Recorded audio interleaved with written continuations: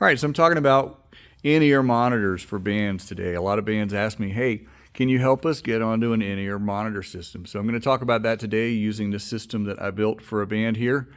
My first piece of advice really doesn't have anything to do with equipment. What I tell people is build yourself a system and use it every single time you practice to get used to it and get it working before you show up to your gig. Because the last thing you want to do is show up while your client nervously watches you go through the exercise of trying to load the app, trying to get the Wi-Fi working. There's a Wi-Fi router in this system, and trying to do all that stuff, trying to take your earbuds out of the pack for the first time and see if they even work or if you even like the way they sound. You don't need to do that on your gig. You need to build a system and you need to practice with it, and you need to work out all of those kinks in your practice time, in your practice space. And do not bring that pain upon yourself to try to do it at a gig, okay? Can I emphasize that a little bit? At any rate, so let's look at, and the next question is, well, how expensive is it going to be? It can be more expensive if everybody in the band wants to be wireless and wants to be stereo. Then you're going to need a larger mixer with enough buses to do stereo outputs, and you're going to need, $500 to $1,000 per station to get to wireless in-ears for everyone. So it can be expensive, but what I'm going to show you today is it can also be inexpensive.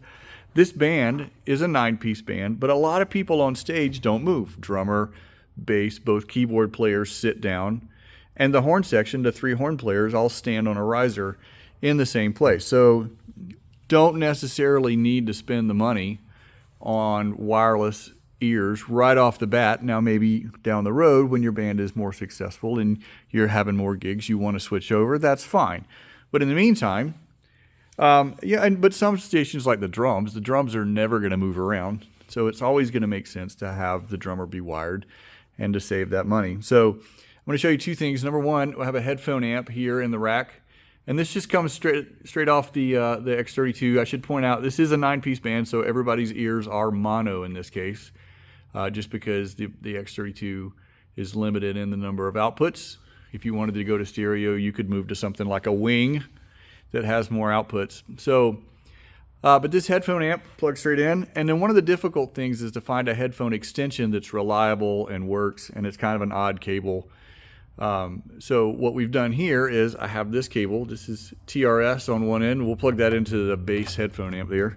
And on the other end, you can see it's a standard mic cable. It's XLR. And so now this allows us to use any standard mic cable to be the extension.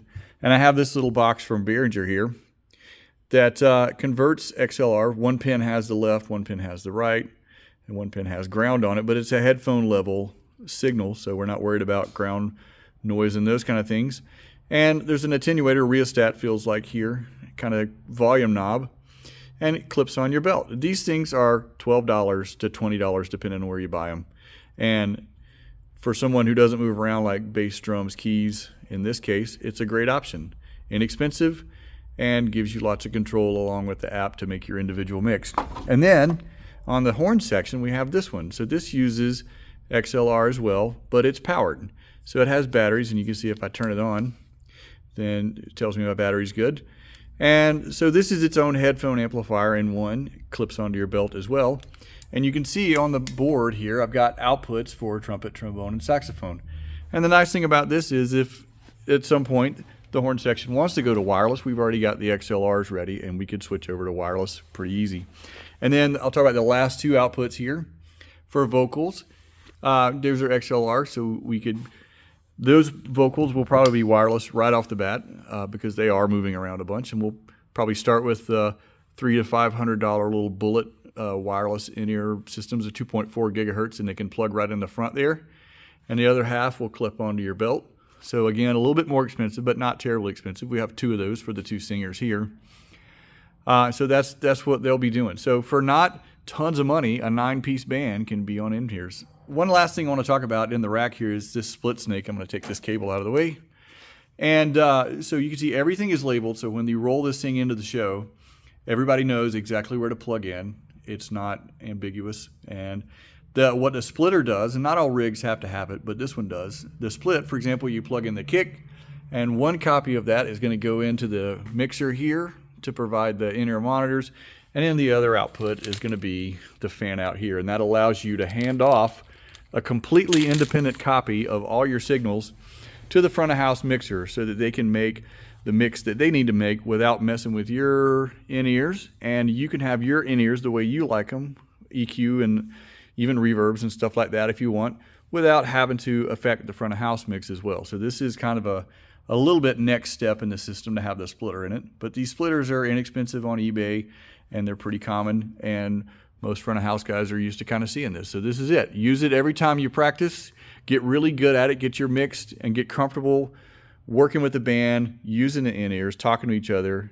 And then when you show up to your gig, you'll get all the benefits. Playing tighter together, having less stage volume, less wedges to carry around, and all the benefits of in-ears. And that's really the right way to do it.